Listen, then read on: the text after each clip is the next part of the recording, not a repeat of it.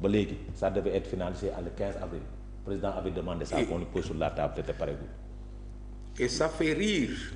Ça fait rire. Approche boobu xam nga li mu leen rawee xam nga tu m'excuses hein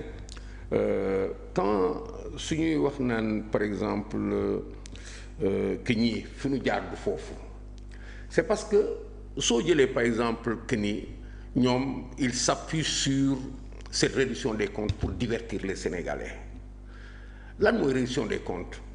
mooy topp nit ñi yóbbu leen kaso parce que dañu jël alalu askan wi mais nga xool ni yow fi nga jóge woon démb ci manipulation sa stratégie lu mu doon woon dama leen di dimbale ah waa Pastef laay dimbale nii laay consort ñoom ñun ni ñu nangoo ni ils ont performé parce que askan wi dégg na leen noonu la ñu war a respecter askan wi parce que démb rien que pour exister ils se sont appuyés sur Macky Sall ils l'ont diabolisé Macky baaxul yéen baaxul leen réew mi nangam sangam pour gagner la confiance du peuple loolu la ñu def mais est-ce que mën nañu gouverner loolu c'est cette question la ñu posé wu et pourtant ils sont obligés parce que mënuñu gis nga affaire bi ni mu tegaloo tu poses la question mu wóor ni fii ils sont calés parce que li ñu def ba ak si pouvoir bi feesalul biir ak si nga ci pouvoir bi liggéey lan la laaj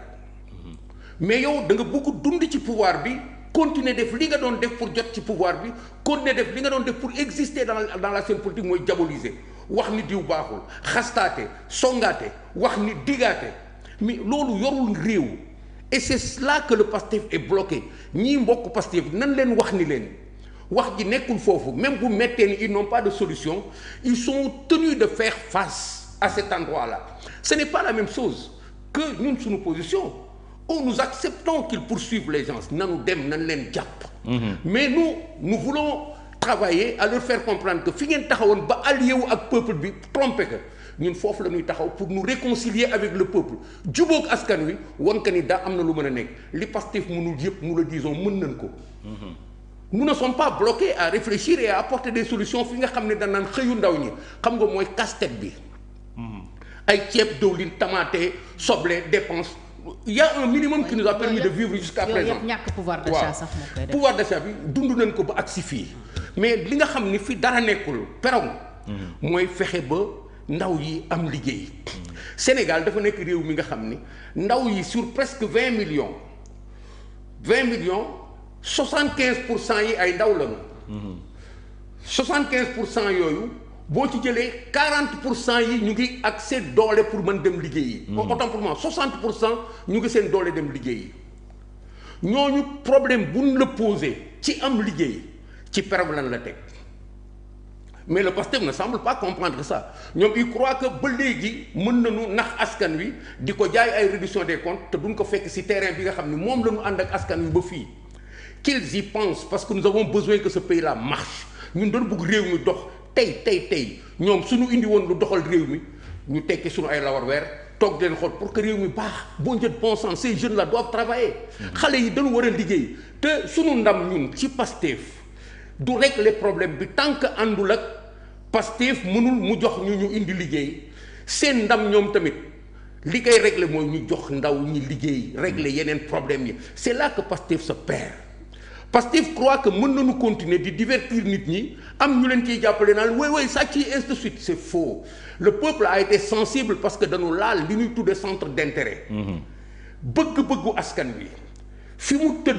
tëddoon en année bi ñuy ñëw en 2014 fi mu tëddoon foofu la ko Pastef fekk mu am ay tur ndaw yi liggéeyuñu dafa metti dépense amul ceeb amul ainsi de suite su feet ñëwee on a des problèmes foofu la askan bi tëddoon en 2012 ñoom en 2014 ñoom bi ñuy ñëw. bi ñuy créer Pastef. bi ñuy créer parti bi ñu entraîner askan bi boole ko ak ñee entraîner askan bi d'accord woo askan wi ni que ñoo gën ñoo mën mais askan wi day toog ñu indi ko ba 2025 daal di koy débarquer sànni ko ci mbedd mi daal di ko continuer toog suñu gannaaw di tàccu inconscience boobu askan amu ko pourquoi parce que ci centre d'intérêt lay dund askan ci yëg-yëg lay dund askan ci yëg-yëg nga ko mën a naxee. Le pouvoir a fait cette erreur-là. Ousmane Sonko, durant les premiers mois de l'accession du pouvoir, avait cru que ni toujours bu génnee ci mbedd mi buy dox sax Sénégal yi dañuy daw Sonko jeex na. Les étincelles c'est là pour montrer que ni plus on avance puisque indiwuñu solution plus su rombee buntu këram sax jabaram da koy si tiipatu. C'est vrai. Et c'est ça la réalité forte parce que jabaram pas en tant que sa femme mais parce que c'est symbolique. Elle fait partie du peuple. C'est vrai. Et ce peuple-là moom rek la ñu war a jouer fii nu toll on ne se trompe pas c'est pourquoi on est très à l'aise vraiment par rapport à tout ce qui se passe là on est à l'aise parce que quand tu joues avec un nulard qui a échoué excusez-moi du terme au départ face à sa responsabilité toi qui dois le contrer tu es à l'aise et nous on est très à l'aise ça c'est une passe lii fi am nii c'est une passe utile pour que Sénégal dellu fi mu war a taxaw nan lay demee nag comme tu l'as dit tout à l'heure nous sommes face à un grand dilemme lan lañu war a soxla est-ce que dañuy ànd ak ñoom ba 2029 xaar non su fekkee nous sommes des patriotes conscients responsables waruñu poser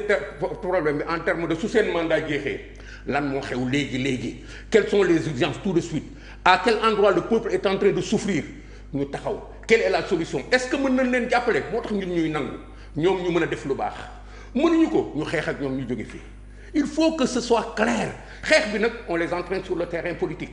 ànd ak ñoom ci politique. won askan wi ni ñii kat. dañ laa wor ñii kat mënuñu xaar ak ñoom 2025 parce que du location ils n'ont pas loué le palais de la République. pour 5 ans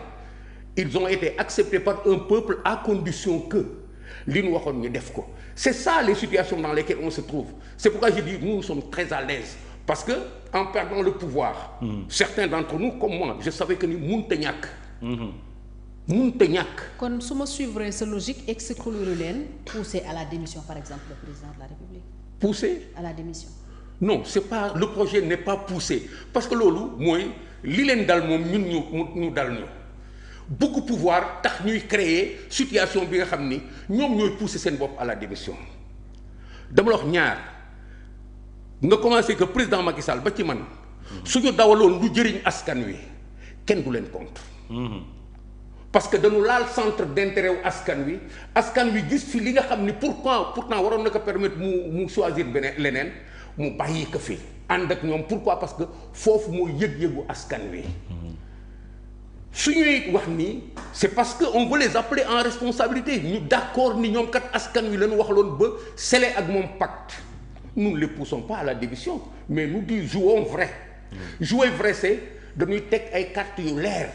lépp lu fi taxaw dañuy d'accord ni baax na ci Pastef le Pastef a éveillé la conscience des Sénégalais à un endroit d'accord mais qu'est-ce qu'ils en ont fait dañ ko def marchandise pour foyer réew mi on n'acceptera pas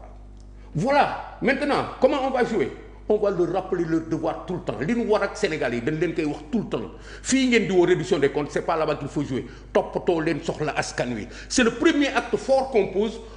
par respect aux Sénégalais qui les ont élus 54%. mënuñu élire nit ba noppi ngay ñëw di compte pour que kooku dem dañuy bugg yaakaar googu nekk fi kon nañu toppatoo maintenant su fekkee dem nañ nag ba léegi ñu gis ni ñoom ñii mënuñu répondre foofu et ils sont en train de jouer ailleurs effectivement nous allons les contrer du mieux que nous pourrons en nous réconciliant avec le peuple lu ñu am jël mais pas nag toog def projet les faire partir par une quelconque forme de violence nous ne rêvons pas nous sommes dans un univers où nous posons des actes politiques extrêmement forts sans nous mettre à rêver ci ay passerelles yu facile pousser leen ñu dem c'est une passerelle facile à la limite c'est de l'insurrection et nous ne donnons pas sur ce chantier-là nous ne travaillons pas sur ce chantier nous travaillons sur un chantier politique clair fexe ba askan wi yeewu continuer yeewu ni mu yeewoo woon jàkkaarloog ñoom clairement jàkkaarloog ñoom pour ñu xam ni mënuñu ko nax ba ak si jël pouvoir am ba noppi continuer que nax naan kat dañu yóbbu nit ñi kaso allez tàcc ñu pendant 5 ans ça ne peut pas être mënu nekk. alors Adama ci contexte bi la dialogue bi war a am dialogue politique notamment président wax na li mu bëgg ñu waxtaanee ko mais rien ne montre que APR fas yéene naa dem ci dialogue bi donte seen décision xamaguñu ko mais dialogue bi lan lay nekk sans APR. balaa boobu c'est vrai que li ma doon wax c'est tellement important parce que dama lire benn commentaire Nourou Tall nee na korité bi fanaanewuñu ñun tailleur yi fanaanuñu le plus important mooy nguur gi naka lay def ba ñun naka la ñuy mën a fanaanoo ci tabaski bi nañuy